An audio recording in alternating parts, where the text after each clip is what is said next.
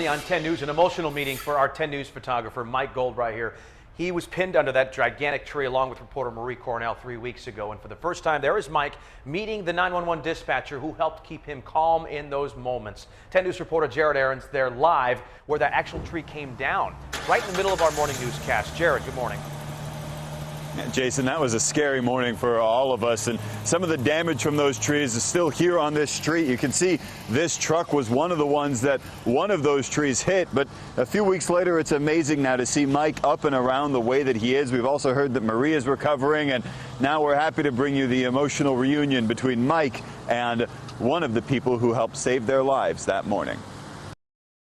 Come on in, my man, come on in. Are you Brian? I'm Brian. I'm Mike. How are you, Mike? First thing I want to do, shake your hand, and I want to give you a hug. Come here. It's a reunion you hope you never have to have. Did you and I have a morning or what? I'm really glad to see you're feeling better. Your voice, I remember that voice. I heard that voice before. That voice from one of the worst days of Mike Gold's life. I'm talking to you right now with a busted leg. The outcome too. Brian Jensen was the 911 operator on the morning that Gold and reporter Marie Cornell were hit by a falling tree during last month's storm.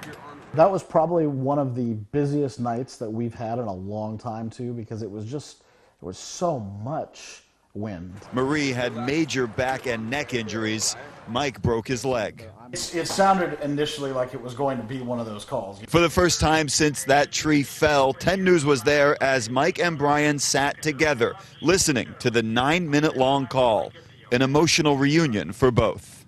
Just to try to be there for people and be that comforting voice that's stable and you were. I'm happy to hear that. You were so comforting to have someone on the other end of the line. I'm glad to hear that. And for Jensen, a first, knowing the work he did helped save lives. I don't ever get to hear the end of the story, and so it is nice to see that some things do work out like that. I mean it's because you never know. You never know what could happen after you get off the phone.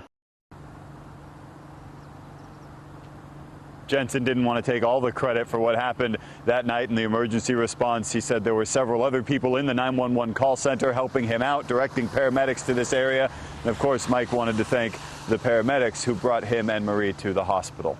Live in Mira Mesa, Jared Aarons, 10 News. All right, Jared, thanks. Brian